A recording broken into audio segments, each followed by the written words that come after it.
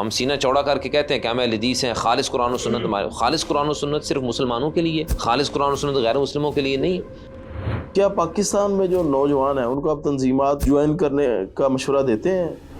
آپ مسجد اور مدرسے کی حد تک دعوت کو اگر محدود رکھیں گے تو آپ عوام الناس تک دین نہیں پہنچا سکتے. مسلمان ملک میں، مسلمان گھرانے میں پیدا ہونے والا نوجوان لڑکا اور لڑکی وہ جب کالج یونیورسٹی میں جاتے ہیں تو وہ اس قدر دین سے دور ہو جاتے ہیں کہ وہ اللہ کے وجود کا انکار کر دیتے. اب ہم روتے ہیں، شکوے کرتے ہیں حکومتی عہدوں پہ، بڑے بڑے عہدوں پہ جو دوسرے لوگ ہیں وہ مسلط ہیں، ان کی اتھارٹی ہے، پاور ہے، لیکن سوال ہمیں اپنے آپ سے کرنا چاہیے کہ ہم نے اس میں کتنا کردار ہم نے ادا افراد کیوں تیار کیا؟ ہم نہیں کیے؟ افراد کیوں نہیں تیار کیے؟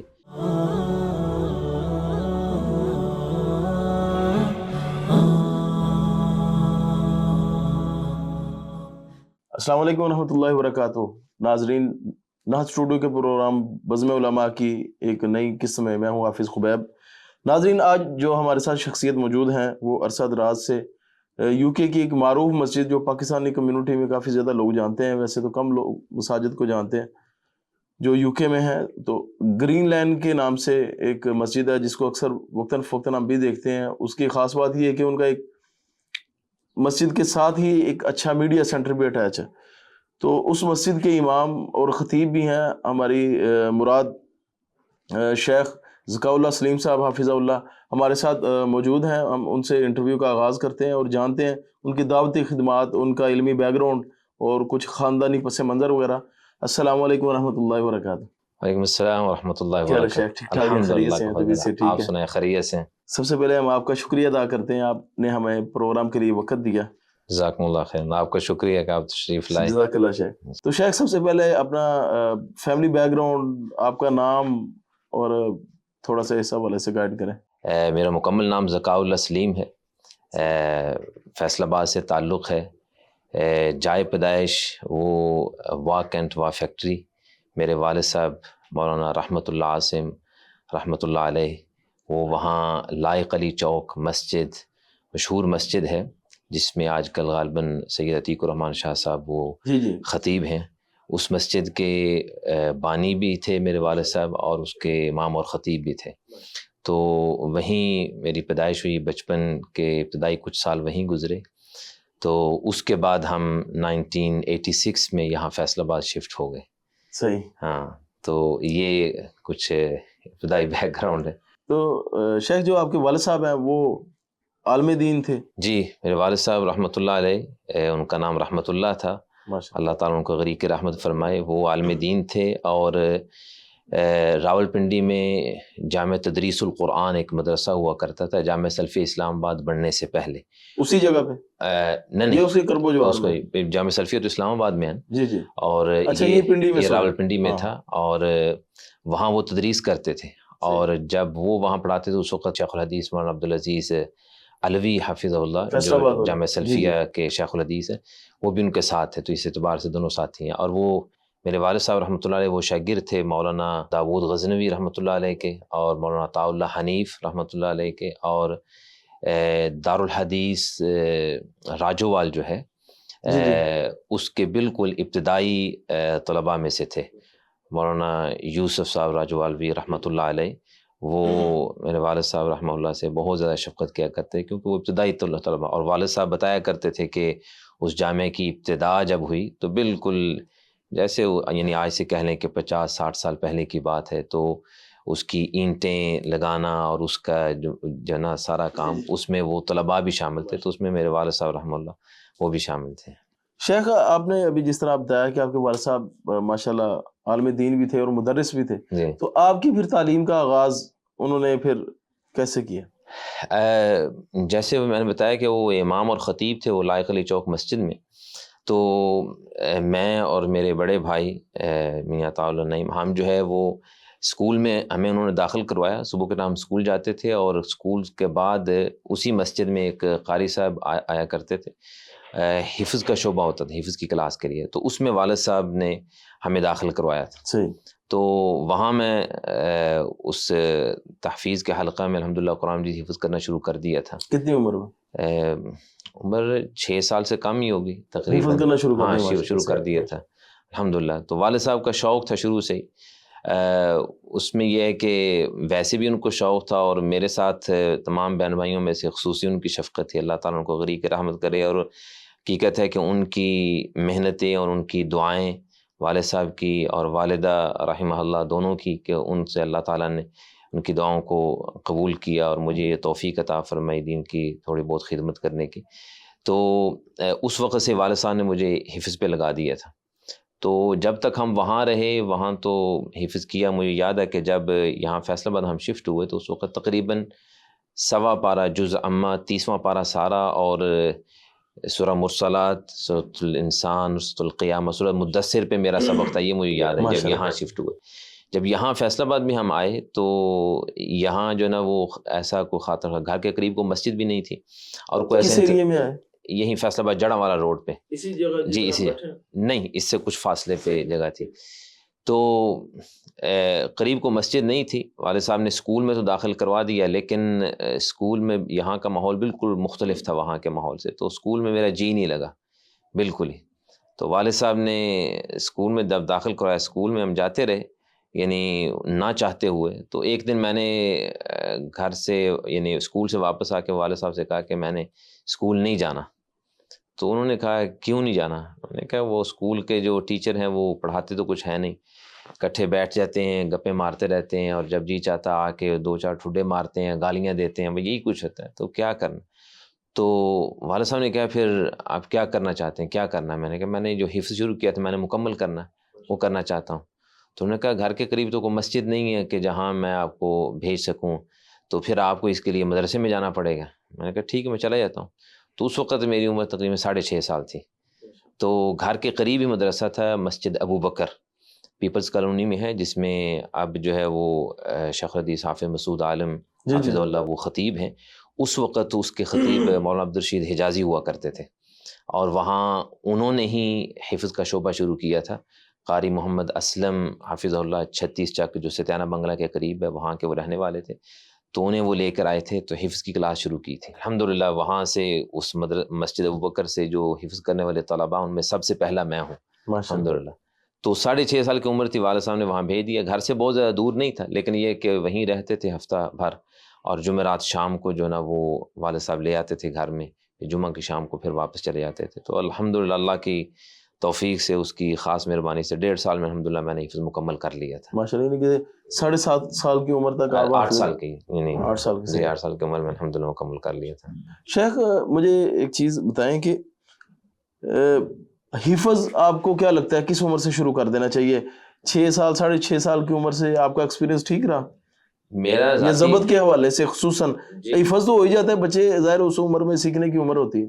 جی میرا ذاتی تجربہ یہی ہے، اور الحمدللہ یہی تجربہ میں نے خود اپنے بچوں پہ بھی کیا ہے۔ صحیح، تو جتنی ینگ ایج میں شروع کر دیا جائے حفظ اتنا ہی اچھا ہے ماشاءاللہ صحیح، لیکن اس میں اس بات کا خیال رکھنا ضروری ہے کہ بچوں میں ترغیب پیدا کی جائے، زبردستی نہ کروایا جائے۔ یہ ہوتا ہے ہمارے ہاں عام طور پہ کہتے ہیں کہ جی چھوٹی عمر میں بچے کو کچھ پتہ نہیں ہے تو لہٰذا حفظ کے لیے مشکل ہے، ایسی بات نہیں ہے۔ کچا ذہن ہوتا ہے، بڑی آسانی سے بچہ حفظ کر سکتا ہے اگر اس کو شوق دلایا جائے۔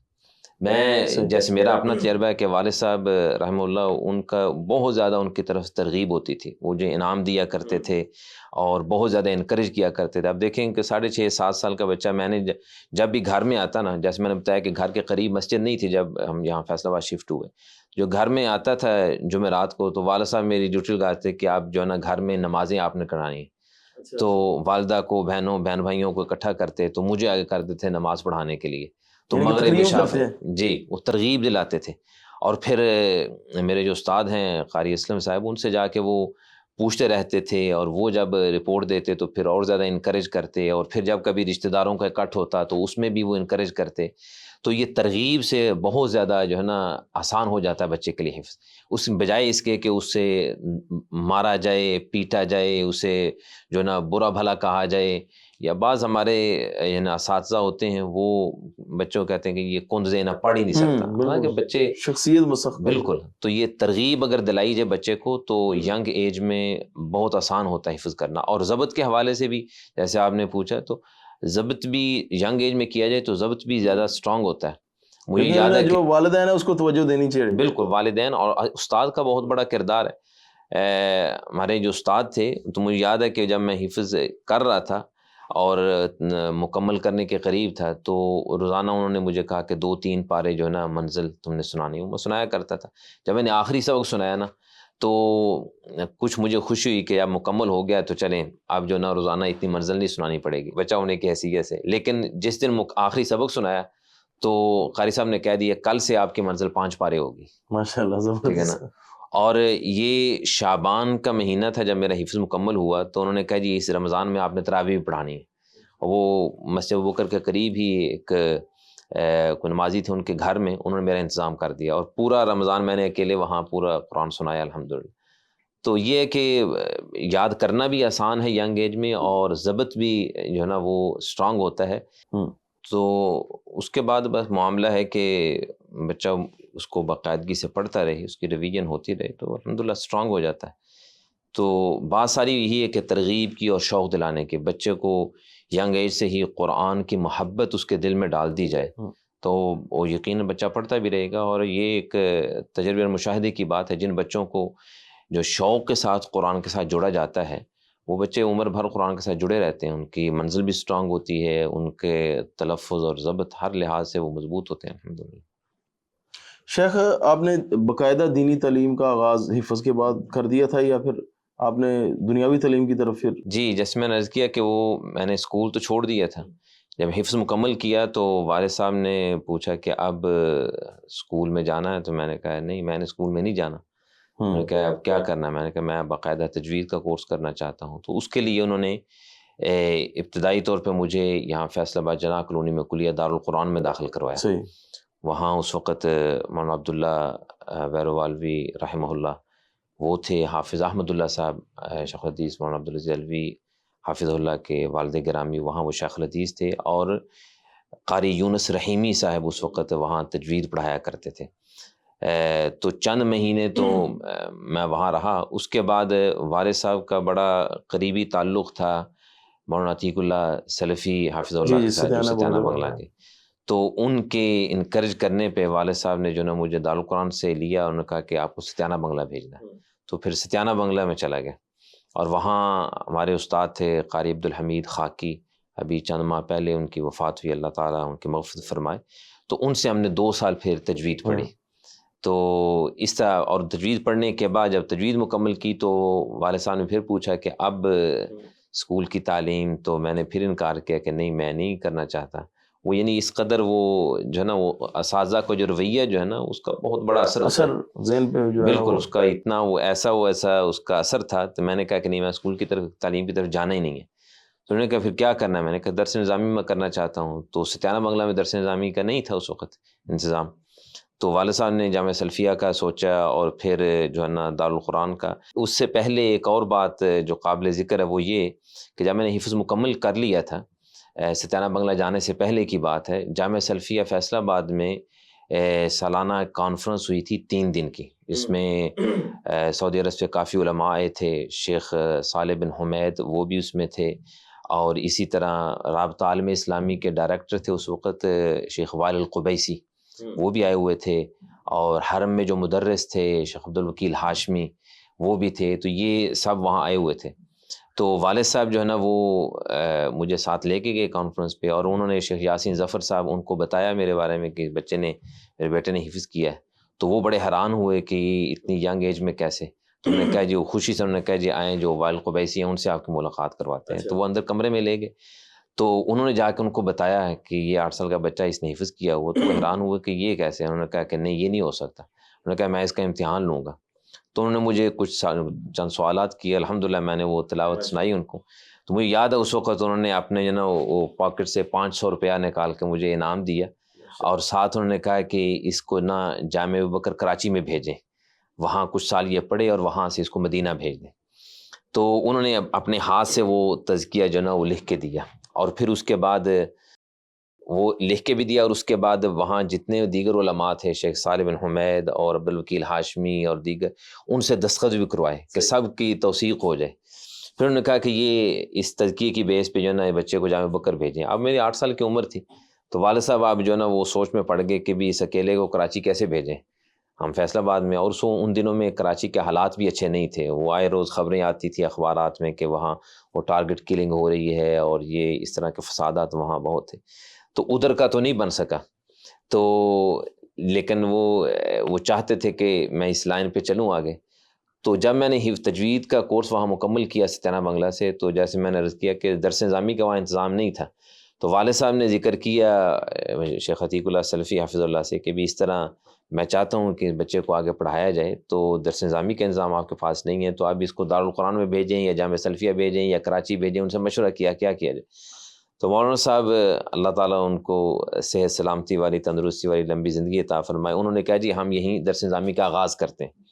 تو ستیانہ بنگلہ میں الحمدللہ درس نظامی کا آغاز کر دیا. تو ایک میں تھا اور ایک میرے ساتھ تجوید میں اور میرے ساتھی تھے، وہ آج تک الحمدللہ ہم بڑے دونوں قریبی دوست سمجھے جاتے ہیں. قاری خالد ضیاء صاحب، وہ اب جڑاں والا میں امام خطیب ہیں ماشاءاللہ.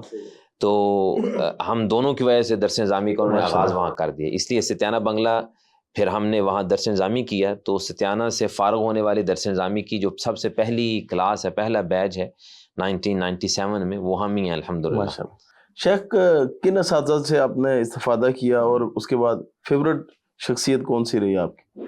دیکھیں اساتذہ جن سے انسان نے کسب فیض کیا ہو وہ سارے کے سارے ہی محسن ہوتے ہیں، تو میں ان سب کا جو ہے نا وہ شکر گزار ہوں اور ان کے لیے دعا گو ہوں. اللہ تعالیٰ ان کو اس کی بہترین جزا عطا فرمائے. جن سے میں نے حفظ کیا وہ بھی، جن سے میں نے تجوید پڑھی، قاری عبدالحمید رحمہ اللہ، کہ وہ تجوید میں الحمدللہ وہ اتنے اسٹرانگ تھے، وہ نابینا تھے اور ایک ٹانگ سے معذور بھی تھے، لیکن اللہ تعالیٰ نے ان کو کمال کا حافظہ دیا تھا کہ وہ صحیح بخاری کے حافظ بھی تھے ماشاءاللہ، اور تجوید کے معاملے میں بڑا وہ بہت مضبوط تھے.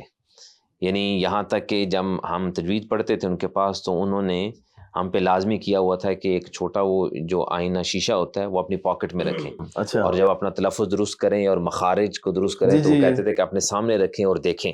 خود نبینا تھے لیکن شیشہ رکھنے کے، بالکل وہ کہتے تھے کہ وہ ہمیں کہتے تھے کہ سامنے رکھ کے تو آپ اپنی پریکٹس کیا کریں. صحیح، میں سمجھ گیا. تو اس طرح سے تو بعد میں جب عملی میدان میں اترے ہیں تو پھر احساس ہوا کہ واقعتاً یہ تلفظ کی کتنی اہمیت ہے اور کس طریقے سے انہوں نے اس وقت اس پہ توجہ دی. تو وہ بھی میرے بہت بڑے محسن ہیں. اس کے بعد درس نظامی میں بہت سے اساتذہ سے الحمدللہ استفادہ کرنے کا اللہ تعالیٰ نے موقع دیا. مولانا ابو نعمان بشیر احمد حافظ اللہ جو ستیانہ بنگلہ میں شیخ الحدیث ہیں، ان سے استفادہ کیا. اور اسی طرح مولانا عیسیٰ صاحب رحمۃ اللہ علیہ، وہ شیخ پورہ کے قریب فاروق آباد جو ہے وہاں کے تھے، بڑے ہی محبوب استاد سے اور بڑے ہی اللہ کے ولی اور نیک بندے تھے اور اللہ کو پیارے ہو گئے. اسی طرح شیخ عبدالغفار مدنی حافظ اللہ، ان سے ہم نے کافی سال ان سے پڑھا. شیخ عبداللہ امجد چھتوی رحمہ اللہ، ان سے ہم نے پڑھا. تو یہ سب اساتذہ ہی جو ہے نا وہ محبوب تھے. اللہ تعالیٰ سب کو جزائے خیر عطا فرمائے. اس دوران جو ہے خاص طور پہ تربیت کے حوالے سے یہ اساتذہ سب کے سب تربیت کرنے والے تھے، مربی تھے، اللہ ان کو جزائے خیر دے. ان میں بالخصوص فیصل آباد میں جو ہیں شیخ الحدیث حافظ محمد شریف حافظ اللہ، جی ماشاءاللہ، ان کی تربیت جو ہے نا وہ اس وقت سے آج تک جاری ہے. اللہ تعالیٰ ان کو جزائے خیر عطا فرمائے. ہوا ایسے کہ ہم تقریباً شاید چوتھی یا پانچویں کلاس میں تھے درس نظامی میں، جب ہمیں پتہ چلا کہ حافظ شریف صاحب نے جامعہ سلفیہ میں ایک اسپیشل کلاس شروع کی ہے جو نا وہ حدیث کے حوالے سے، کہ تخریج اسانید اور اسماء الرجال، اس پہ باقاعدہ کلاسیں شروع کی ہیں انہوں نے. تو وہ ہر بدھ کے روز عصر کے بعد جامعہ سلفیہ کی لائبریری میں کلاس کیا کرتے تھے، اور جمعرات کو مرکز تربیہ کے ساتھ جو مسجد ہے مسجد مقدس، اس میں وہ کلاس کیا کرتے تھے. تو ہم ستیانہ بنگلہ سے ہم 2-3 ساتھی وہاں سے آیا کرتے تھے ان کے پاس پڑھنے کے لیے. تو انہوں نے بہت زیادہ الحمدللہ جہاں ان سے علم حاصل کیا اللہ کی توفیق سے، وہاں انہوں نے تربیت بھی بڑی اچھے انداز سے کی. تو اب تک الحمدللہ ان کے ساتھ تعلق ربط ہے اور ان کی تربیت سے ہم ابھی تک جو فائدہ حاصل کر رہے ہیں الحمدللہ. تو یہ تمام اساتذہ محسنین ہیں، اللہ تعالیٰ سب کچھ ذائقہ خیر عطا فرمائے.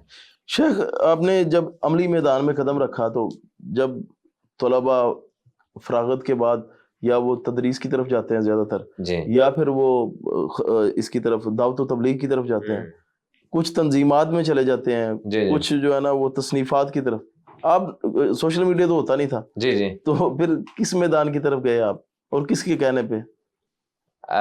اگین یہ اساتذہ ہی کی تربیت تھی. تنظیمات والا جو معاملہ ہے اس سے تو ہمارے استاد جو ہیں مولانا عتیق اللہ سلفی حفظ اللہ، انہوں نے تو ہمیں ہمیشہ دور رکھا بڑی سختی سے. دوران طالب علمی اگر کہیں جلسہ ہوتا نا تو تنظیمی جلسہ، ہاں کسی بھی جماعت کا ہو تو وہ ہمیں جانے کی اجازت نہیں دیتے تھے. اور اگر کبھی ان کو پتہ چل جاتا ہے کہ کوئی طالب علم وہ چپکے سے اس میں شامل ہوئے ہیں اور ان کو خبر ہو جاتی تو اس کو بس اوقات وہ سزا بھی دیا کرتے تھے کہ بھئی یہ آپ کا یہ میدان نہیں ہے اور آپ علم میں جو ہے نا وہ رسوخ حاصل کریں، اپنی پڑھائی پہ توجہ دیں. تو اس لیے تنظیمات کے ساتھ تو تعلق رہا ہی نہیں، نہ طالب علمی دور میں اور نہ اس کے بعد. فراغت کے بعد یہ ہوا 97 میں جب میں فارغ ہوا تو استاد گرامی مولانا عتیق اللہ صاحب نے پوچھا کہ جی آپ کیا کرنا چاہتے ہیں. تو ویسے طبی طور پہ تدریس کا شوق تھا، کیونکہ جب آخری کلاسوں میں تھا تو اس وقت جو جونیئر طلباء تھے ان کو بس اوقات اسباق کا تکرار وغیرہ کرواتے تھے تو انہوں نے مجھے وہاں تدریس کے لیے وہیں رکھ لیا. حالانکہ عمر میری نہیں تھی اتنی، بلکہ اس وقت جتنے اساتذہ سب سے ینگ میں ہی تھا، میری ابھی داڑھی پھوٹ رہی تھی تو انہوں نے مجھے تدریس کے لیے وہاں رکھ لیا. تو 98 99 اور 2000 تقریباً 2.5-3 سال کا عرصہ جو ہے یہ میں نے وہاں ستیانہ بنگلہ میں پڑھایا. اس کے بعد وہاں سے چھوڑا تو میں دارالسلام چلا گیا، دارالسلام لاہور میں. اس وقت لوئر مال میں ہوتا تھا اس وقت. تو وہاں جب گئے تو وہاں اللہ تعالیٰ نے کچھ موقع دیا، کچھ ریسرچ فیلو کے طور پہ وہاں کام کرنے کا. دارالسلام کی مشہور جو کتاب ہے حج و عمرہ، اس کا جو پہلا ایڈیشن ہے اس میں کچھ کنٹریبیوٹ کیا الحمدللہ. اسی طرح بلوغ المرام کی جو ہے نا وہ اس کی کہیں کہ تخریج اور اس کے ساتھ اس کی پروف ریڈنگ اور اس کا ترجمہ، اس کا الحمدللہ تعالیٰ نے موقع دیا. تقریباً 1.5-2 سال میں وہاں رہا. تو اس اعتبار سے وہ کچھ تصنیف اور تالیف کی طرف جو ہے نا وہ اس طرف بھی رجحان ہوا. اور اس کے بعد پھر جو ہے نا وہ وہاں میں برطانیہ چلا گیا سن 2000 میں. تو وہاں جب گئے تو وہاں کچھ ربط جو ہے نا اب تنظیم کے ساتھ، کیونکہ مجھے وہاں بلایا گیا تھا مرکزی جمعیت اہل حدیث برطانیہ کی طرف سے. اس وقت کے جو ناظم اعلیٰ تھے، اب وہ امیر ہیں جمعیت کے، مولانا شعیب احمد میر پوری، تو انہوں نے اسپانسر کیا تھا. تو وہاں جب گئے تو وہ میری اپوائنٹمنٹ بھی وہیں جو جمعیت کا ہیڈ آفس ہے، جو مرکز ہے گرین لین مسجد، تو وہیں میری اپوائنٹمنٹ. مرکزی جمعیت کا آفس بھی؟ جی مرکزی جمعیت کا ہیڈ آفس یہی ہے. تو وہیں میری اپوائنٹمنٹ ہوئی. ہمارے ذہن میں تھی کہ یہ ایک جس طرح وہ مساجد ہوتی ہیں نا کہ کوئی خاص مسلک سے اٹیچ نہیں ہوتی، تو اسی طرح کی یہ مسجد ہے. نہیں، یہ گرین لین مسجد جمعیت اہل حدیث کا ہیڈ کوارٹر ہے، اور جمعیت کے جو مرکزی جمعیت اہل حدیث برطانیہ کے جو کبار جو مؤسسین ہیں وہی اس مسجد کے مؤسس ہیں. ماشاءاللہ. جی. تو یہ مرکزی جمعیت پاکستان کے ساتھ اٹیچ ہے یا علیحدہ سے وہ کوئی سیٹ اپ سر؟ نہیں، مرکزی جمعیت پاکستان کے ساتھ اس طرح کوئی یعنی تنظیمی اٹیچمنٹ نہیں ہے، لیکن مسلکی ہے نام کے اعتبار سے. اس کا بیک گراؤنڈ کچھ یہ ہے کہ اس مرکزی جمعیت کے جو سب سے پہلے ناظم اعلیٰ تھے مولانا محمود احمد میر پوری رحمہ اللہ، جو اس گرین لین مسجد کی بلڈنگ خریدنے کے بھی پیچھے وہی تھے اور مدینہ یونیورسٹی کے فارغ تھے. ان کا بڑا قریبی تعلق تھا علامہ احسان علی ظہیر رحمہ اللہ کے ساتھ، تو وہ ان کے بڑے قریبی ساتھیوں میں سے تھے. تو اس وقت جب وہ وہاں تشریف لے گئے برطانیہ میں مدینہ یونیورسٹی سے فراغت کے بعد، تو انہوں نے وہاں مرکزی جمعیت کا جو ڈھانچہ جو ہے نا کھڑا کیا. تو اس کا جو دستور تھا ابتدائی وہ یہیں سے پاکستان سے ہی لیا تھا. تو اسے تو اس کے بعد پھر جو ہے نا وہ مسلکی اعتبار سے مرکزی جمعیت اہل حدیث پاکستان جو ہے وہ ایک نمائندہ تنظیم سمجھی جاتی ہے اہل حدیث کی. تو اس اعتبار سے ان کے ساتھ تعلق رہا ہے اور اب بھی ہے الحمدللہ. نظم اس کا علیحدہ سے ہی ہے. نظم اس کا علیحدہ ہے، اس کے وہاں کے جو ہیں قیادت اس کی علیحدہ ہے، اس کا نظم اپنا ہے، یہاں کا اپنا ہے. نظم بالکل دونوں کے مختلف ہیں. تو ان کا جو سارا سسٹم ہے، سارا جو جس طرح بھی وہ آپریٹ ہو رہا ہے، تو اس میں جو اغراض و مقاصد کیا ہیں اس کے، یا مین ان کا جو فوکس ہے آبجیکٹیوز، وہ مرکزی جمعیت اہل حدیث برطانیہ کے اغراض و مقاصد مین چیز تو قرآن و سنت کی ترویج اور نشر و اشاعت ہے، تبلیغ یہی ہے. اس کے ساتھ دیگر ایکٹیویٹیز بھی کچھ ویلفیئر پروجیکٹس ہیں وہ بھی ہوتے ہیں. تو مین جو بنیادی مقصد ہے یا کور آبجیکٹیوز کہہ لیں وہ قرآن و حدیث کی ترویج ہے اور مسلک اہل حدیث کی نشر و اشاعت ہے. صحیح ماشاء یہ اللہ. ہے. تو شیخ آپ جب سن 2000 میں آپ نے بتایا ادھر آپ چلے گئے, جی تو بطور امام یا خطیب کے گئے یا پھر ویسے انتظامی طور پہ آپ نے کچھ؟ جی نہیں مجھے 2002 میں گیا تھا. 2002 میں گئے تھے؟ 2002 میں جی یعنی 98 99 اور 2000 یہ 3 سال تقریباً 2.5 3 سال کے قریب میں ستیانہ بغلہ میں پڑھاتا رہا اپنے اسی مادر علمی میں جہاں سے میں نے فراغت پائی تھی. اور اس کے بعد تقریباً جنوری 2001 سے لے کے اکتوبر 2002 تک دارالسلام میں رہا, اور اکتوبر 2002 کے آخر میں جو ہے نا پھر میں وہاں گیا. تو یہ بھی بڑی ینگ ایج ہی تھی آپ کی. الحمدللہ وہ ینگ ایج میں یہ ہے کہ جب میں نے 2001 میں مجھے اسپانسر آیا تھا وہاں سے, تو اس وقت اسلام آباد برٹش ایمبیسی میں جب انٹرویو کے لیے گئے تو میرا ویزا اسی وجہ سے ریفیوز ہوا تھا پہلی مرتبہ. انہوں نے کہا جی آپ کی 21 سال عمر ہے تو آپ امام خطیب کیسے ہو سکتے ہیں. تو پھر اس کی اپیل ہوئی وہاں جو مولانا شعیب صاحب سے حافظ اللہ, انہوں نے کہا جی کہ آپ ریفیوزل لیٹر میں نے ان کو بھیجا, اور انہوں نے کہا جی آپ نے جن جن مساجد میں اب تک جو ہے وہ نماز تراویح پڑھائی ہے یا جمعہ پڑھایا ہے ان سے آپ کو ریفرنس لیں. تو وہ 8-10 جتنی مساجد تھیں مختلف جگہوں پہ, تو ان کے میں نے ریفرنسز اکٹھے کیے, وہ ان کو بھیجے, وہاں کورٹ میں باقاعدہ اس کی ہیرنگ ہوئی, تو وہاں سے پھر اپروول ہوا. تو اس کے بعد ہوم آفس نے لکھا. اس دوران وہ 9/11 والا واقعہ ہو گیا, کچھ گیپ آ گیا. یعنی پہلی دفعہ میں نے اپلائی کیا تھا جون 2001 میں, تو سپتمبر 2001 میں وہ 9/11 کا ہو گیا, تو برٹش ایمبیسی تقریباً 6 مہینے کے لیے بند ہو گئی. تو یہ یہاں سے لے گئے وہاں ابو ظبی. تو وہ سلسلہ بیک گراؤنڈ میں تو وہاں وہ کیس یہ چلتا رہا. تو پھر سن 2002 میں جو ہے نا پھر دوبارہ سے یہ اپیل ہوئی اور یہ کیس چلا, تو الحمدللہ اس طرح جو ویزا ہو گیا. تو وہاں میں جب گیا تھا وہاں امامت اور خطابت کے لیے ہی گیا تھا, اسی مقصد کے لیے ہی مجھے وہاں بلایا گیا تھا. آپ امامت کے ساتھ ادھر آپ کی کیا ایکٹیویٹیز رہیں, پھر آپ کی یہ جو میڈیا کی طرف آنا, اس طرف آپ کا پھر کیسے شوق بڑھا, یا پھر آپ ان چیزوں سے سائڈ پہ ہی رہتے ہیں؟ نہیں میڈیا سے سائڈ پہ نہیں رہتے. میڈیا تو ایک میدان ہے, اس میدان سے سائڈ پہ رہنا وہ دعوت دین کے لیے فائدہ مند نہیں ہے.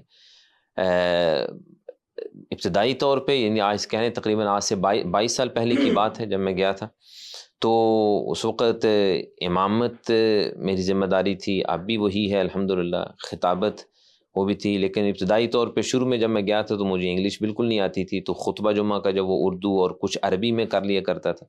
بعد میں آہستہ آہستہ انگلش سیکھی الحمدللہ, اب وہ مکمل طور پہ انگلش میں خطبات ہوتے ہیں سارے. اور اس کے ساتھ تدریس کی ذمہ داری رہی مختلف طریقوں سے. اب بھی الحمدللہ وہاں گرین لین مسجد کے تحت ہماری ایک Green Lane Academy of Sacred Sciences کے نام سے ایک تعلیمی یعنی تعلیم بالغاہ کہہ لیں یا ایڈلٹ ایجوکیشن, آن سائٹ دونوں ہیں, آن سائٹ بھی ہے آن لائن بھی ہے. بلکہ زیادہ اسٹوڈنٹ ہمارے پاس آن لائن ہیں. تقریباً جو پچھلے سال کا یا اس اکیڈمک ایئر کا جو فگر ہے اس میں تقریباً 3000 اسٹوڈنٹس ہمارے پاس رجسٹرڈ ہیں, میل فیمیل سبھی.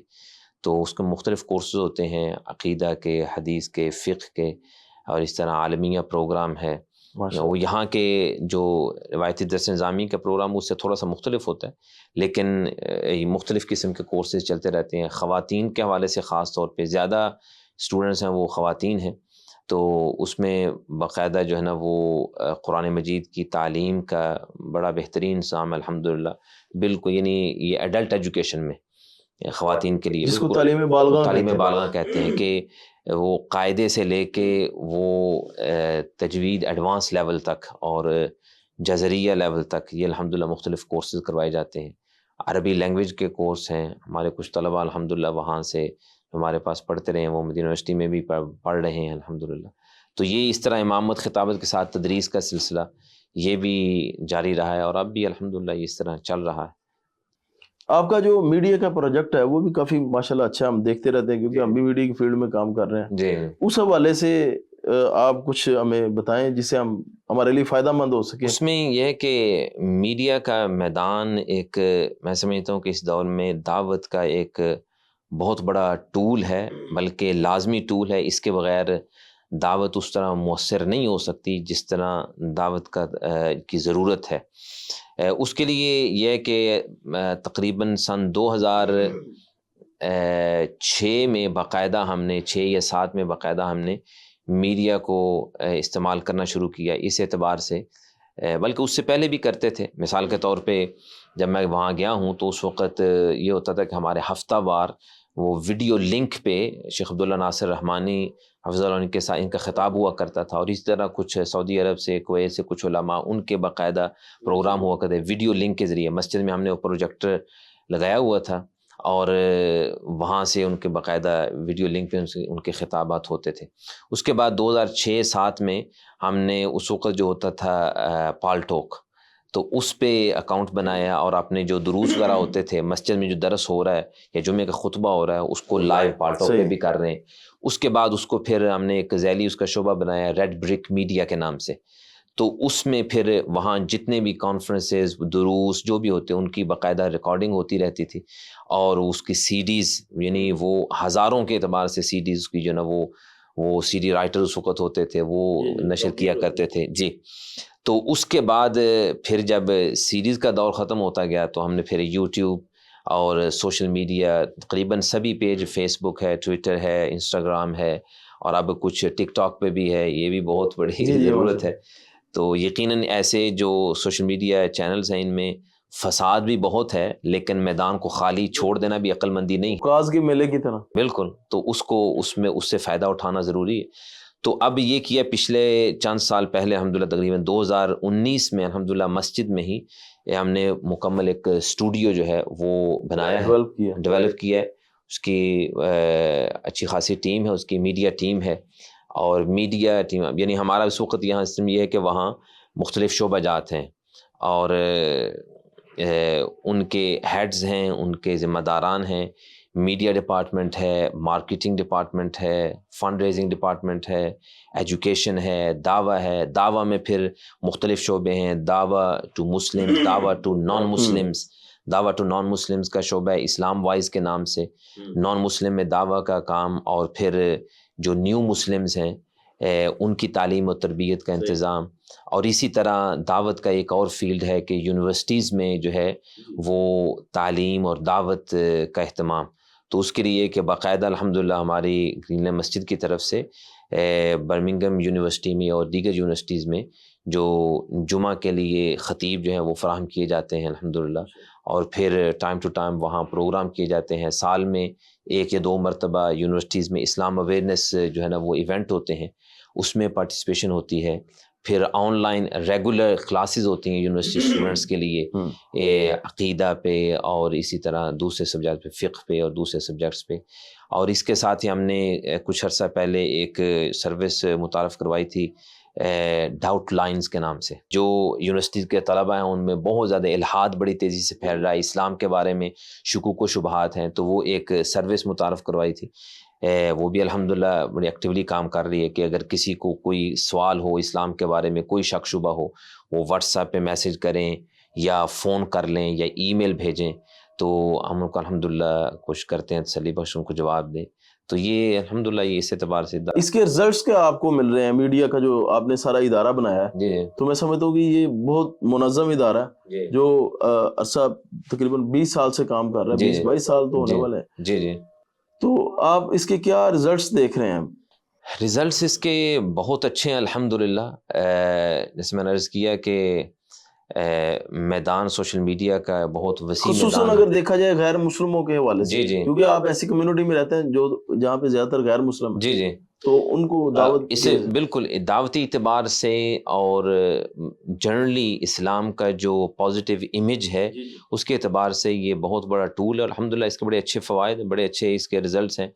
مثال کے طور پہ گرین لینڈ مسجد جو ہے سن 2007 میں اور اس کے بعد 2019 میں یا 20 میں غالباً وہاں مساجد کا ایک کمپٹیشن ہوا، اس میں گرین لینڈ مسجد کو 2 مرتبہ فرسٹ ایوارڈ الحمدللہ ملا ہے. یہ گورنمنٹ کی طرف سے ہوا؟ نہیں، یہ مسلم آرگنائزیشن کی طرف، مسلم کمیونٹی کی طرف سے.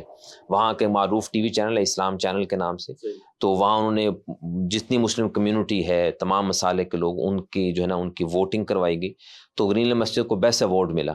تو اس میں یہی ہے کہ سوشل میڈیا کو یعنی بہت سی چیزیں، ان میں سے ایک وجہ یہ ہے کہ جو ڈیجیٹل ٹولز جو ان کو یوز کیے ہیں اس گرین لینڈ مسجد میں آپ نے اپنا الحمدللہ بڑا اچھا اور پازیٹیو کردار ادا کیا ہے پازیٹیو امیج کریٹ کرنے کے بارے میں اسلام. مثال کے طور پہ وہاں کے جو لوکل نیوز پیپر ان میں آرٹیکلز لکھنا، عید کا موقع ہے تو عید کے حوالے سے، رمضان کے موقع پہ رمضان کے حوالے سے، عید الاضحیٰ کے حوالے سے، اور اس طرح مختلف موقعوں پہ. یہ ساری جو ٹیم ہے یہ والنٹیئرز پہ مبنی ہے یا پھر اس میں کچھ والنٹیئر، الحمدللہ والنٹیئرز کی بھی اچھی خاصی تعداد ہے، لیکن پیڈ سٹاف ہے.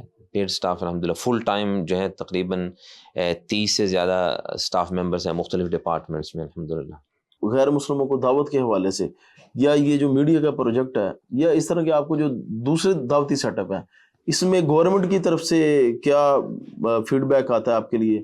وہ آپ کو سپورٹ کرتی ہے یا نیچرل ہے، یا پھر ان کی طرف سے کوئی ریزسٹنس آتی ہے؟ ہاں، اگر گورنمنٹ لیول پہ دیکھا جائے تو بہت حد تک پازیٹیو ہے الحمدللہ کہ اس کا گرین لینڈ مسجد کا، کیونکہ ہم بہت زیادہ احتیاط کے ساتھ یہ سب کچھ کرتے ہیں.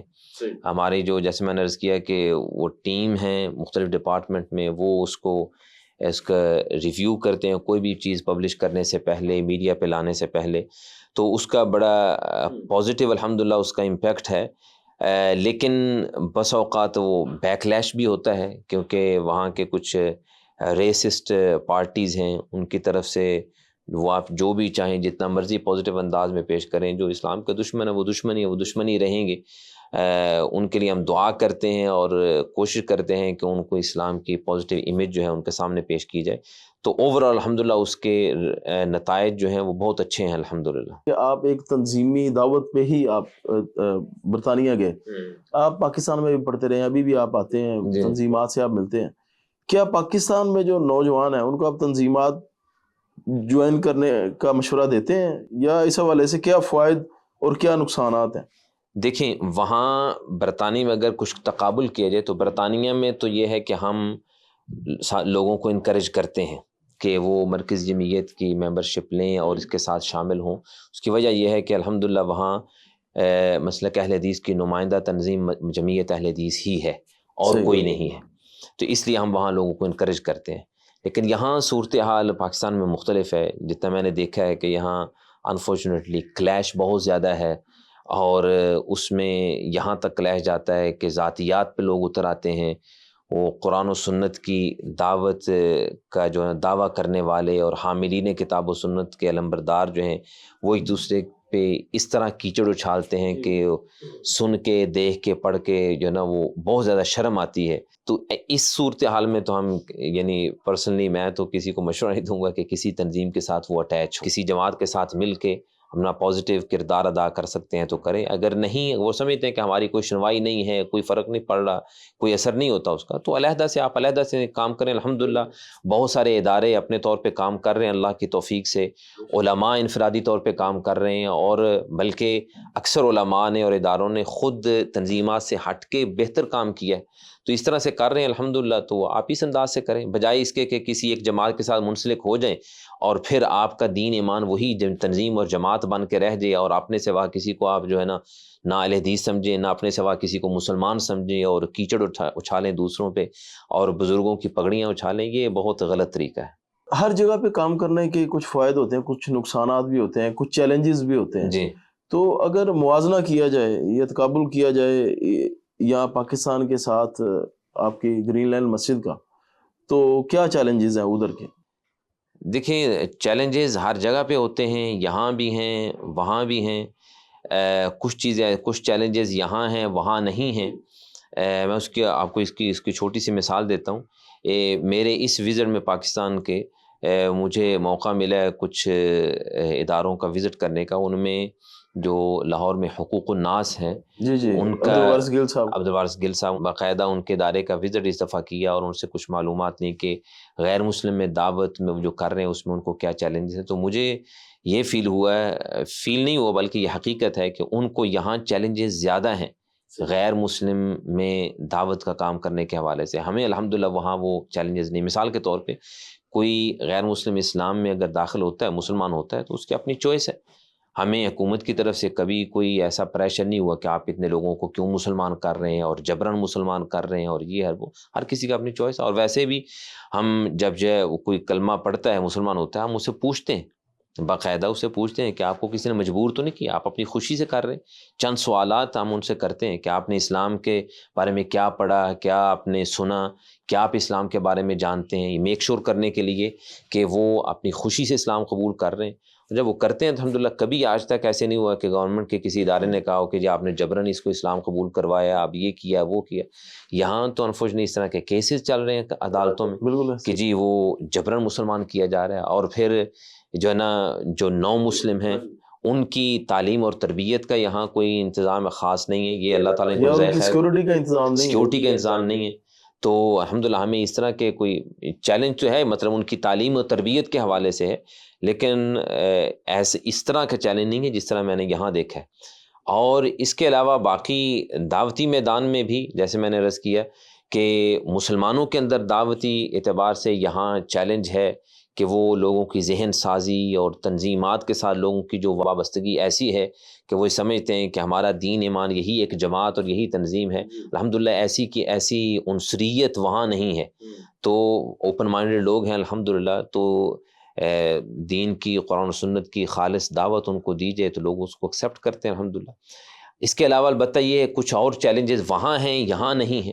مثال کے طور پہ جو ہے وہاں ہم جنس پرستی کا فتنہ بہت تیزی سے پھیلا ہے. مسلمانوں میں بھی آ گیا. مسلمانوں میں بھی ایسے لوگوں کو اصل میں کھڑا کیا جاتا ہے, یعنی غیر مسلموں کی طرف سے فنڈنگ کی اسلام جاتی ہے, ان کی فنڈنگ کی جاتی ہے. وہ اپنے آپ کو مسلم گے کے طور پہ وہ اپنے میں مسلمان ہوں اور گے ہوں اور اس طرح کے وہ کرتے ہیں. تو وہ اسلام کو نقصان پہنچانے کی کوشش کرتے ہیں. چیلنج ہے. اور اسی طرح الحاد کا فتنہ ہے, فیمنزم ہے, یہ اس طرح کے چیلنجز ہیں وہاں. تو لیکن ویسے اوورآل الحمدللہ دعوت کا میدان وہاں کھلا ہے. حکمت کے ساتھ سمجھ کے ساتھ اگر وہاں کام کیا جائے تو بہت کھلا میدان ہے اور اللہ تعالیٰ نے بڑے مواقع دیے ہیں وہاں. شیخ آپ ایک ترقی یافتہ ملک میں ماشاءاللہ دین کا کام کر رہے ہیں. پاکستان کے علماء کو ادھر کے ایکسپیرینس سے کیا نصیحت کرنا چاہیں گے, یا کن چیزوں کی بہتری کی ضرورت ہے ہمارے اداروں میں, علماء کی دعوت و تبلیغ کے سٹائل میں, یا پھر ہمارے جو ادارے تعلیمی ادارے ہیں ان میں جو سسٹم چل رہا ہے ابھی, ان کا نصاب چل رہا ہے, یہ ساری چیزوں کے حوالے سے ایک اوور ویو اگر آپ. میں نے جیسے عرض کیا کہ میرے اس وزٹ پہ الحمدللہ میں نے چند اداروں کا وزٹ کیا ہے. وہ مجھے ادارے اگر بتا بھی دیں تو اچھی بات ہے. جی اس میں تو ہمارا ایک اپنا ادارہ رحمہ انسٹیٹیوٹ ہے, ہاں جی جی بالکل, ستیانہ بنگلہ ہے منتا والا, جی اس میں ہے شیخ ادریس عصری صاحب. جہاں بھی مجھے موقع ملا جانے کا تو میں نے یہی عرض کیا ہے اساتذہ سے اور طلباء سے کہ جو میدان ہے دعوت کا بہت کھلا میدان ہے اور مسجد اس کا ایک پلیٹ فارم ہے. تو آپ مسجد اور مدرسے کی حد تک دعوت کو اگر محدود رکھیں گے تو آپ عوام الناس تک دین نہیں پہنچا سکتے.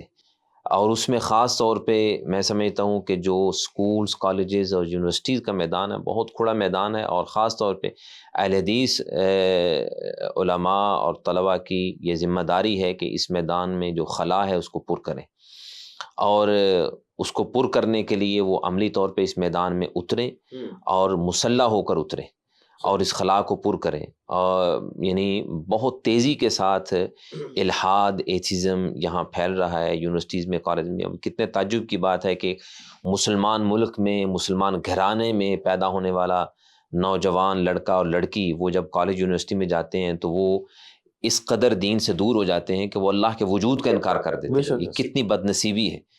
اگر کسی غیر مسلم معاشرے میں کوئی ایسا کرے تو پھر تو کوئی سینس بنتی ہے پھر بھی کسی حد تک, لیکن ایک مسلمان معاشرے میں یہ ہو تو اس کا مطلب یہ ہے کہ یہ ذمہ داری دیندار لوگوں میں پڑتی ہے, اور جو دعوت کے میدان سے جو لوگ منسلک ہیں ان پہ پڑتی ہے کہ انہوں نے اپنی ذمہ داری کو پورا نہیں کیا. اور یہاں پاکستان میں جو طبقات کی تفریق ہے, لوور کلاس, مڈل کلاس اور اپر کلاس, اس میں میں سمجھتا ہوں کہ اپر کلاس کے جو لوگ ہیں ان تک دین ہم نے اس طرح نہیں پہنچایا جس طرح پہنچانے کی ضرورت تھی. اس کا نتیجہ یہ ہوا کہ فرق باطلہ کے جو لوگ ہیں انہوں نے اس میدان کو کھلا اور فارغ سمجھ کے اس سے بھرپور فائدہ اٹھایا. اب ہم روتے ہیں، شکوے کرتے ہیں کہ جی حکومتی عہدوں پہ، بڑے بڑے عہدوں پہ جو دوسرے لوگ ہیں وہ مسلط ہیں، ان کی اتھارٹی ہے، پاور ہے.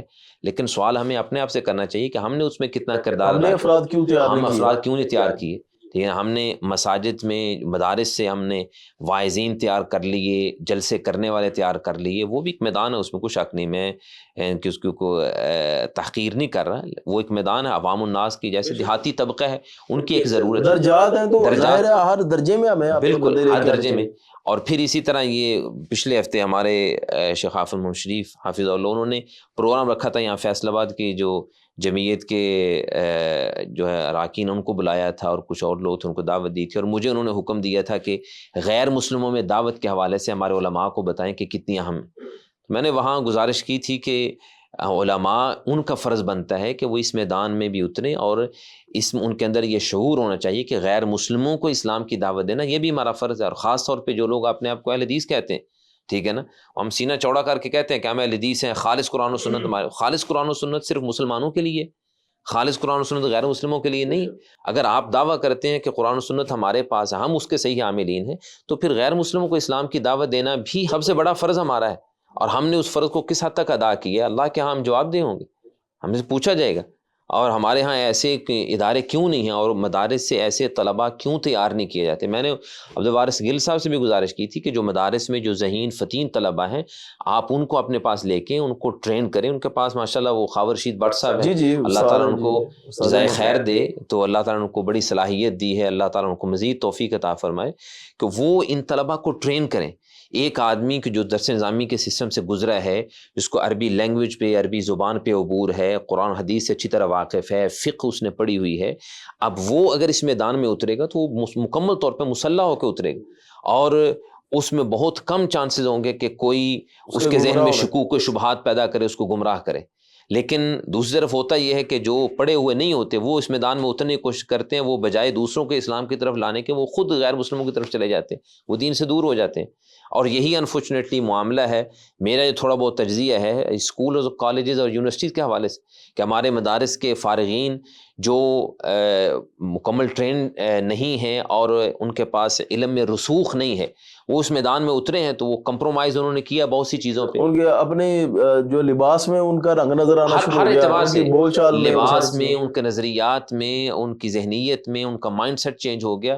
وہ اس حد تک بعض کو دیکھا ہے کہ وہ یعنی اہل علماء سے دور ہو گئے. اور یہ بڑی بد نصیبی ہے، علماء سے اگر تعلق آپ کا کٹ گیا تو آپ جو ہے دور ہو گئے، خیر سے دور ہو گیا. اس طرح کے میں جن مدارس میں بھی گیا ہوں، جن اداروں میں نے ان سے یہ کیا کہ آپ اس میدان میں اترنے کے لیے سب سے پہلے اپنے عقیدے کو مضبوط کریں، اللہ کی معرفت حاصل کریں، اور اس میں آپ کو مکمل رسوخ ہو کہ آپ کے عقیدے پہ کوئی حملہ نہ کر سکے. اور یہ نہ ہو کہ آپ اس میدان میں جائیں اور آپ کو جو ہے نا وہ طرح طرح کے باطل نظریات کا اٹیک آپ پہ ہو اور آپ ان سے متاثر ہو جائیں. تو اس کے لیے آپ عقیدے میں، ایمان اور توحید میں رسوخ حاصل کریں. اور دوسری نصیحت یہ ہے کہ اس میدان میں اترنے کے بعد بھی علماء کے ساتھ اپنا تعلق مضبوط رکھیں، رابطہ قائم رکھیں، اہل علم کے ساتھ تعلق جوڑ کے رکھیں. یہ دو چیزیں اگر آپ اپنائیں گے تو اس میدان میں اتریں، اور اس کے لیے بہت بڑا میدان ہے اور اس میں بہت زیادہ ضرورت ہے. تو جو آپ نے سوال کیا تھا کہ جو مدارس کے طلباء ہیں یا علماء ہیں ان کے لیے کیا نصیحت یا سجیسچن ہے، تو ان کے لیے میرا مشورہ یہی ہے کہ وہ اس میدان میں اتریں اور مسلح ہو کر اتریں، اور اس سے بھرپور پوری تیاری کے ساتھ. اور یہ بہت بڑا میدان ہے اور بہت زیادہ ضرورت ہے اس میں کام کرنے کی. یعنی ہمارے مدارس میں طلباء کی تعداد مجھے اندازہ نہیں ہے کہ پاکستان بھر کے مساجد میں کتنے طلباء ہوں گے، لیکن ایک میں نے فگر چند دن پہلے پڑھا تھا کہ وفاق المدارس سلفیہ کے سالانہ امتحانات میں تقریباً 30,000 کے قریب طلباء. یہ تو ایک وفاق کا ہے نا، دوسرے دیوبندی ہیں، بریلوی ہیں، اور دوسرے جی.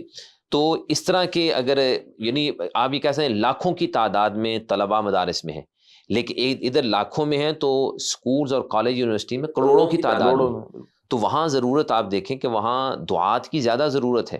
تو اس میدان میں اترنا چاہیے اور پورے رسوخ فی العلم کے ساتھ اور علماء کے ساتھ تعلق اور ربط رکھتے ہوئے اترنا چاہیے، اور اس سے دور رہنا، اپنے آپ کو دور رکھنا جیسے ہمارے بہت سے انفارچونیٹلی دینی اداروں کی حالت ہے کہ وہاں عصری علوم سے بالکل دور رکھا جاتا ہے، اس کو مایوس سمجھا جاتا ہے. تو یہ اس اعتبار سے الحمدللہ ہمارا جو ہے واربٹ میں الرحمہ انسٹیٹیوٹ، اللہ تعالیٰ اس ادارے کو مزید ترقی اور برکت عطا فرمائے کہ اس کے ذمہ داران جو ہیں انہوں نے بہت زیادہ محنت کی، خاص طور پہ حافظ عبدالعظیم اسد حافظ اللہ، جی ہاں، شیخ ندیم صاحب ہیں، دیگر اساتذہ ہیں، پوری کی پوری ٹیم ماشاءاللہ کریم انہوں نے اکٹھی کر لی الحمدللہ، اور وہ اس میں مکمل محنت کر رہے ہیں، اور یہ ایک آئیڈیل ہے. اور ہماری یہ دلی تمنا ہے کہ اللہ کرے اس طرح کے ادارے پاکستان بھر میں پھیلیں، اور اس طرح کے جو نا جو ذہین فتین طلباء ہیں ان کو تیار کیا جائے، تاکہ دین کی دعوت کا جو کام ہے اس کو بھرپور انداز سے اور اس انداز سے کیا جائے جس طرح اس کی ضرورت ہے. شیخ اس حوالے سے بات نکلی ہے، ابھی آپ نے بار بار جس چیز کے اوپر توجہ دلائی وہ یہ ہے کہ مسلح ہو کے دعوت کی طرف نکلنا چاہیے. پاکستان میں ایک میں سمجھتا ہوں کہ دعوت کا زیادہ جو کام ہو رہا ہے نا وہ یورپ میں ہو رہا ہے ابھی سب سے زیادہ، یا عرب ممالک میں بھی ہو رہا ہے. پاکستان میں دعوت کا کام معذرت کے ساتھ ہمارے مسلک میں تو کوئی نہیں ہو رہا. اس حوالے سے ایک تو آپ اپنی رائے دیں، کیا یہ بات میری ٹھیک ہے یا کس حد تک درست سمجھتے ہیں آپ؟ دوسری چیز یہ ہے کہ یونیورسٹیز کالجز میں آپ نے ذکر کیا کہ آپ پوری تیاری کے ساتھ جائیں. اگر ہمارے مدارس کے طلباء ادھر جاتے ہیں تو ظاہر ہے کمیونیکیشن سکلز کا مسئلہ ہے، کانفیڈنس کا مسئلہ ہے، ہمارے مدارس اس طرح اپ گریڈڈ نہیں ہے. آپ سمجھ رہے ہیں کہ میں کیا کہنا چاہ رہا ہوں؟ اب ایک خاص یونیورسٹیز یا کالجز کے لڑکے جن کو اللہ تعالیٰ نے دین کی سمجھ دے دی ہے، وہ اگر تیاری کر کے دین سیکھ کر جا کے دعوت کا کام کرتے ہیں تو ان کے اوپر بھی بہت زیادہ تنقید ہوتی ہے کہ یہ علماء نہیں ہے تو یہ دعوت کا کام کر رہے ہیں. اس میں ایک مسئلہ اور بھی آتا ہے، وہ یہ آتا ہے کہ ان کے اوپر بھی پھر جہاں ظاہر وہ علماء ہوتے نہیں ہیں تو دعوت کا کام کرنے کے لیے نکلتے تو ان کے اوپر بھی تھوڑا سا رنگ چڑھ جاتا ہے، جیسے میں نے لباس کا کہا ہے، اٹھنے بیٹھنے کا کہا ہے. تو یہ ساری چیزیں 2-3 میں نے جمع تو کر دی ہیں وقت کی قلت کی وجہ سے، لیکن مجھے امید ہے آپ انشاءاللہ اس کا اچھا جواب دیں گے. دیکھیں جیسے آپ نے کہا کہ بالکل ایسے ہی ہے کہ ہمارے دینی مدارس جو ہیں وہ گھبراتے ہیں طلباء کو ان میدانوں میں بھیجنے سے. تو اس کی دیکھیں ایک کمی ہے، اگر کہیں کو خرابی ہے تو اس کی جب تک وجہ کا آپ کو پتہ نہ ہو تو آپ اس کو دور نہیں کر سکتے. کیوں گھبراتے ہیں؟ کہ وہ طلباء لادین ہو جائیں گے، وہ دین سے دور ہو جائیں گے. وہ کیوں ہو جائیں گے؟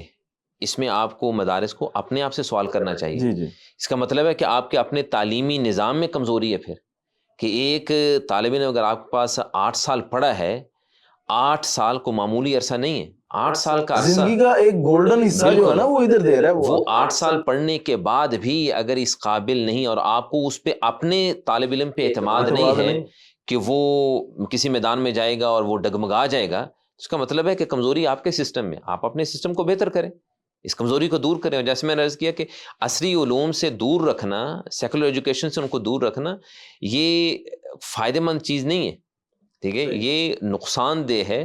وہ تو زندگی بھر کمپلیکس کا شکار رہیں گے، انفیریورٹی ان میں رہے گی اور وہ کسی بھی میدان میں نہیں اتر پائیں گے. اور یہی وجہ جیسے میں نے عرض کیا ہے کہ وہ اپر کلاس کے جو لوگ ہیں وہاں تک دین کیوں نہیں پہنچا، کہ ہم نے ٹارگٹ کیا ہے اپنے صرف دیہاتی طبقے کو. کوئی شک نہیں وہاں دعوت کی ضرورت ہے. جو ہم نے کہا نا کہ دعوت کا کام بہت تھوڑا، میں سمجھتا ہوں کہ دیہاتی ماحول میں تو ہو رہا ہے لیکن وہ بھی ایک محدود حد تک. ٹھیک ہے، لیکن ادھر بھی عقائد درست نہیں ہو رہی، عبادات کی طرف توجہ دی جا رہی ہے. نہیں، عبادات کی طرف بھی، اور جس طرح میں نے اشارہ کیا کہ وہاں جو بھی کیا جاتا ہے انفارچونیٹلی اگین وہی بات ہے کہ وہ اس میں تنظیمی تعصب جو پھیلایا جاتا ہے نا، یہ بڑی خرابی کی بات ہے. کہ مثال کے طور پہ کسی ایک جگہ پہ اجتماع ہے یا کوئی جلسہ یا کانفرنس ہے، اس تنظیم کا جی اب یہاں اس تنظیم کے سے وابستہ جو علماء بس وہی آ سکتے ہیں، دوسرے نہیں آ سکتے، وہ چاہے اس مسلک کے ہوں وہ اس میں نہیں آ سکتے. اور دوسری جگہ پہ دوسری تنظیم کے آ سکتے ہیں، وہاں وہ نہیں آ سکتے. اب ان لوگوں کو آپ کیا عوام الناس کو کیا پیغام، جو بالکل نچلے طبقے کے لوگ ہیں، نچلے میں کہہ رہا ہوں علمی اعتبار سے، ٹھیک ہے، جو نچلے طبقے کے لوگ ہیں، عوام الناس ہیں، تو ان کو آپ کیا ان کو سبق دے رہے ہیں؟ آپ گویا کہ ان کو دین کی دعوت کی بجائے اپنی تنظیم کی دعوت دے رہے ہیں اور تنظیم کے ساتھ آپ ان کو جوڑ رہے ہیں. تو ان کا مائنڈ سیٹ اسی طرح کا ہی ہوگا. علماء کا، واعظین کا بھی وہی لیول رہے گا. اور پھر جو اوپر کا میدان ہے وہ خالی ہے، اس میں دعوت کا کام کس نے کرنا ہے؟ جو اپر کلاس لوگ ہیں وہاں تک دین کی دعوت کس نے پہنچانی؟ تو اس میں گھبرانے کی بجائے ہمیں اپنی کوتاہیوں پہ جو ہے نا وہ غور کرنا چاہیے کہ جہاں کمیاں ہیں ان کمیوں کو دور کیا جائے اپنے نظام تعلیم کو بہتر کیا جائے، اس میں امپروومنٹ کی جائے اور طلباء کی ذہنی تربیت کی جائے کہ آپ نے ان میدانوں میں اترنا ہے اور آپ نے وہاں دین کا کام کرنا. مثال کے طور پہ وہاں جو ہے جیسے میں نے عرض کیا کہ وہاں ہمارے پاس الحمدللہ ایسے دعات ہیں جو یونیورسٹیز سے فارغ، یونیورسٹیز کی یعنی مینشن یونیورسٹیز کے فارغ ہیں اور ان سے انہوں نے ڈگریز لی ہوئی ہیں اپنے مختلف، کوئی انجینئر ہے، کوئی ڈاکٹر ہے، کوئی کسی اور میدان میں ان کے پاس ڈگریز ہیں، ماسٹرز انہوں نے کیا. وہ یونیورسٹی کے ماحول کو بڑی اچھی طریقے سے سمجھتے ہیں اور جب وہ اس یونیورسٹی کے ماحول کو سمجھتے تو وہاں وہ دعوت بھی اسی انداز سے کریں گے اور یونیورسٹی والے ان کو اون بھی کریں گے، ان کو اپنا بھی سمجھیں گے. بالکل ایگزیکٹلی ایسے ہمارے وہاں ایک دائی کمیونیکیشن گیپ بھی نہیں ہوگا. بالکل یونیورسٹی وہاں ہمارے دائی، اور ہمارا ایکسیس یونیورسٹی تک اسی طرح ہی ہوا ہے کہ ہمارے وہاں ایک دائی ہیں، وہاں الحمدللہ انہوں نے برمنگھم یونیورسٹی سے انہوں نے ماسٹر کیا، پھر وہ ریاض یونیورسٹی میں گئے، وہاں انہوں نے دینی تعلیم بھی حاصل کی، عادل سلیم. صحیح. وہ واپس آئے تو الحمدللہ کیونکہ وہ جب یونیورسٹی میں پڑھتے تھے تو وہاں یونیورسٹیز میں ایک طلباء کی، یونیورسٹی کے طلباء کی جو مسلمان طلباء ہیں ان کی تنظیم ہے اسلامک سوسائٹی کے نام سے، ٹھیک ہے. تو وہ اس کے ان کا ہر سال ان کا جو نا الیکشن ہوتا ہے، وہ کسی کو اپنا جو نا وہ ہیڈ مقرر کرتے ہیں. تو ایک موقع پہ عادل سلیم جو ان کو انہوں نے اسلامک سوسائٹی کا وہ ہیڈ بنے تھے. تو اس اعتبار سے، اور پھر جب وہ ریاض یونیورسٹی میں پڑھنے کے لیے گئے تو انہوں نے اپنا وہ تعلق ان کے ساتھ قائم رکھا، یونیورسٹیز کے ان طلباء کے ساتھ. جب وہ واپس آئے تو اسی تعلق کی بیس پہ انہوں نے ایکسیس حاصل کیا اور اس کو وہاں ہم چیپلن کہتے ہیں یونیورسٹی میں. اب یونیورسٹی کی طرف سے ایسے دعات کو کچھ پے نہیں کیا جاتا. الحمدللہ ہماری مسجد نیلا مسجد کی طرف سے جو ہے نا وہ ان کو فائنینشیل سپورٹ کیا جاتا ہے کہ دعات کی جو نا فائنینشیل سپورٹ ہم کرتے ہیں اور وہ اس میدان میں جائیں اور کام کریں الحمدللہ. اس طرح کچھ اور بھی ہیں دعات ہیں جو الحمدللہ وہاں کی یونیورسٹی سے پڑھے ہیں، پھر وہاں گئے واپس آئے. وہ چونکہ یونیورسٹیز کے ماحول کو بھی سمجھتے ہیں، دین کا علم بھی انہوں نے حاصل کیا، تو الحمدللہ بڑے اچھے انداز سے، بڑے اچھے طریقے سے وہ دعوت کا کام کر رہے ہیں.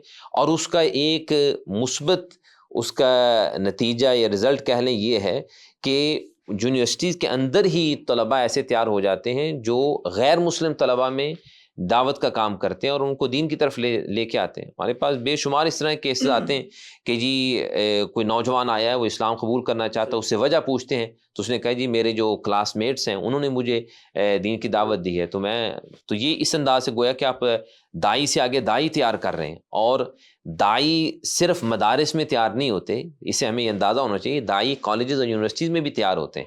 آپ سمجھتے ہیں کہ ان کی حوصلہ افزائی کرنی چاہیے؟ کیوں نہیں، ان کی ڈیفینیٹلی ان کی حوصلہ افزائی کرنی چاہیے. جو اس میدان جن کو اللہ تعالیٰ نے جن میں یہ شوق اور جذبہ رکھا ہے، اس شوق اور جذبے سے فائدہ اٹھائیں اور ان کی دینی تربیت کریں. ہم نے ایسے ہی نوجوانوں کے لیے وہاں جو ہے وہ اس طرح کے کورسز ڈیزائن کیے ہوئے ہیں، شارٹ کورسز ہیں، ہم ان کو کورسز کرواتے ہیں تاکہ خود ان کو بھی دین کی جو ہے نا وہ مکمل سوجھ بوجھ ہو، اور وہ پوری جس طرح قرآن میں اللہ تعالیٰ نے کہا ہے کہ قل هذه سبیلی ادعو الی اللہ علی بصیرۃ انا ومن اتبعني، پوری بصیرت کے ساتھ، سمجھ کے ساتھ اور حکمت کے ساتھ. ادعو الی سبیل ربک بالحکمہ والموعظۃ الحسنہ، حکمت اور دانائی یہی ہے.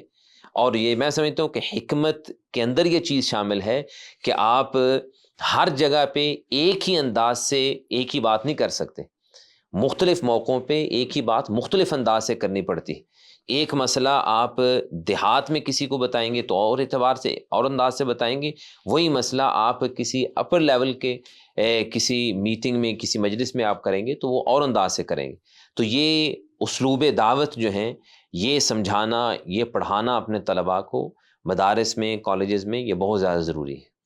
اس میں آپ اگر سوشل میڈیا یوز کرتے ہوں تو آپ کو شاید اندازہ ہو کہ پاکستان میں ابھی بہت زیادہ گیپ آ گیا ہوا ہے مدارس کے طلباء میں، دائی حضرات میں، اور یونیورسٹیز کے جو دعات ہیں ان میں بہت زیادہ گیپ آ گیا ہوا ہے. وہ یونیورسٹیز والے دعات کو اچھا نہیں سمجھتے، بلکہ باقاعدہ طور پہ وقتاً فوقتاً ان کے اوپر ایک پوری مہم چلتی ہے ان کے اوپر تنقید کی.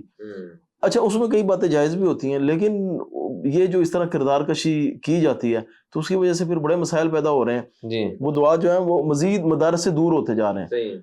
اچھا، اس کا نتیجہ کیا بھی نکلا ہے کہ وہ جو جدید دعات ہیں وہ سمجھتے ہیں کہ علماء کو ہمارے پاس آ کے ہماری اصلاح کرنی چاہیے. علماء سمجھتے ہیں کیونکہ ہم علماء ہیں تو انہوں نے اگر دین کا کام کرنا تو یہ ہمارے پاس، وہ ابھی وہ اپنی جگہ پہ بیٹھے ہوئے ہیں، یہ اپنی جگہ پہ بیٹھے ہوئے ہیں. اس میدان میں جو بھی دعات یا طلبہ اس میدان میں اتریں وہ علماء کے ساتھ، میں سمجھتا ہوں کہ پہلا فرض ان کا ہے کہ وہ کبار علماء کے ساتھ اپنا تعلق قائم رکھیں، ٹھیک ہے نا. یہ ایک لازمی نصیحت ہے کہ وہ اگر علماء سے تعلق کاٹ کے وہ اس میدان میں اتریں گے تو پھر یہی کچھ ہوگا جو آپ نے فرمایا. دوسری طرف علماء کا بھی فرض ہے کہ وہ اپنے بچوں کی، اپنے نوجوانوں کی وہ سرپرستی کریں.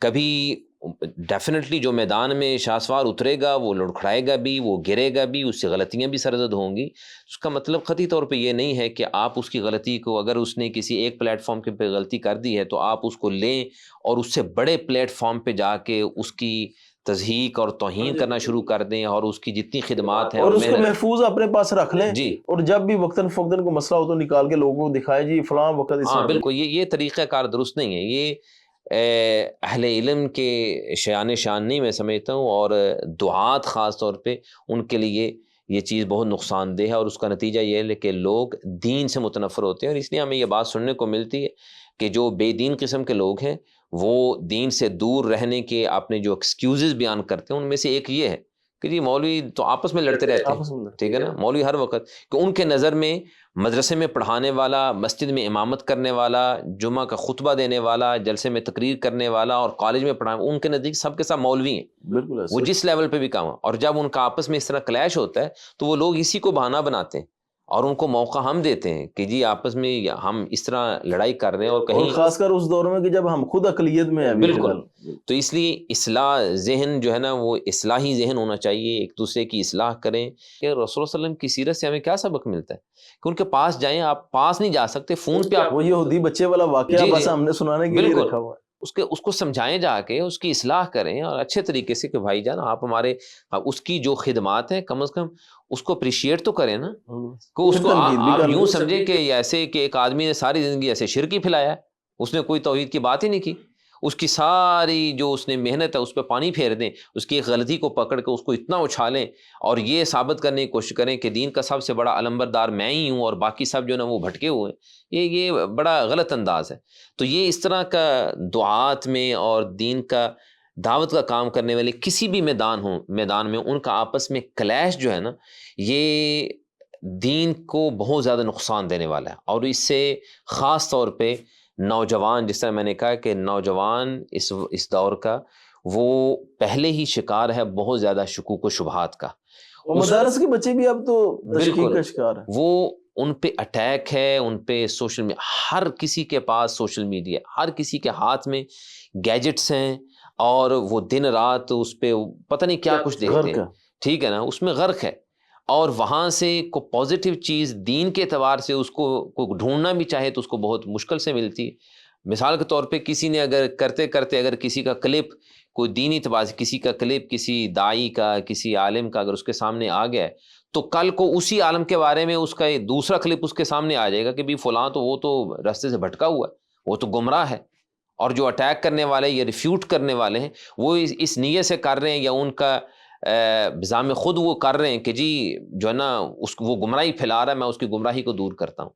تو یہ اس انداز سے میرا خیال ہے کہ نقصان اس کا زیادہ ہوتا ہے، فائدہ اس کا کم ہے.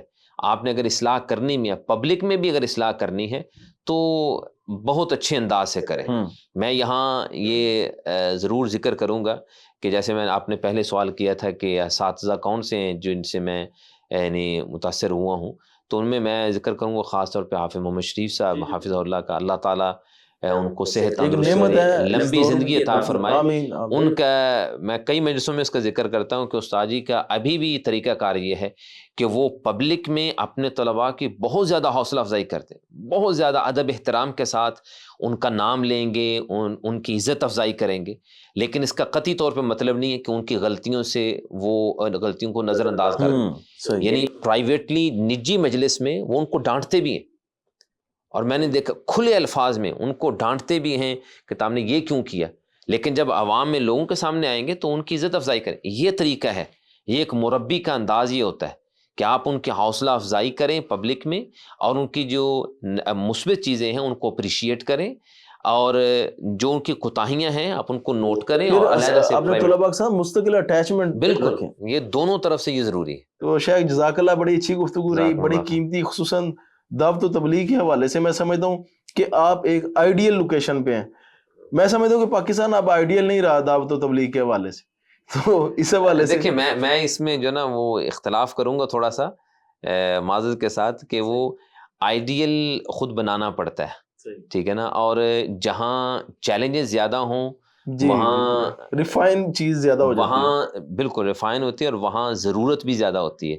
تو یعنی آئیڈیل ایک اعتبار سے یہ آپ کہہ سکتے ہیں کہ جو یہاں یہ مذہبی جو نا وہ نفرت ہے, منافرت پائی جاتی ہے, یہ اس اعتبار سے نہیں, لیکن دوسرے اعتبار سے اگر دیکھا جائے تو یہاں ضرورت زیادہ ہے, اور اس اعتبار سے آئیڈیل ہے کہ آپ کو محنت زیادہ کرنے کی ضرورت ہے. اور دائی, حقیقی دائی وہ ہوتا ہے جو چیلنجز سے گھبراتا نہیں بلکہ چیلنجز کو فیس کرتا ہے اور جو ہے نا وہ آگے بڑھتا ہے. تو میری جو نا میرا سجیسشن ہے, یہ مشورہ ہے دعات کے لیے, ہر میدان میں جو دعات ہیں ان کے لیے, کہ آپ چیلنجز سے گھبرائے بغیر آپ جو ہے نا وہ آگے بڑھتے جائیں, اور جو منفی پروپیگنڈا ہے اس سے بس اپنی نظریں چرائیں. اور خصوصاً علماء سے جو ہے نا وہ اٹیچمنٹ مضبوط سے مضبوط بالکل یہ بہت ضروری ہے. یہ میں بار بار علماء کے ساتھ اور آپ کے جو محسنین اساتذہ ہیں ان کے ساتھ اپنا ربط, اپنا تعلق قائم رکھیں. آپ کی غلطی کی وہ اصلاح کریں تو آپ اپنی اصلاح ضرور کریں, اور اگر آپ کسی چیز کو سمجھتے ہیں کہ ہم بہتر انداز سے کر سکتے ہیں تو آپ اپنے اساتذہ کو کنونس کریں, ایک نجی مجلس میں ان کے ساتھ بیٹھیں, ادب احترام ان کا کریں, اور اپنے سرپرست اور باپ کی حیثیت سے ان کی قدر کریں.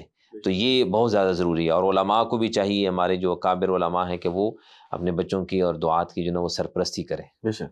ٹھیک ہے جی شاہد, جزاک اللہ, والسلام ورحمۃ اللہ وبرکاتہ. آپ سے بھی اجازت چاہیں گے, ناظرین سے بھی. سبحانک اللہم و بحمدک, اشہد ان لا الہ الا انت استغفرک و اتوب الیک.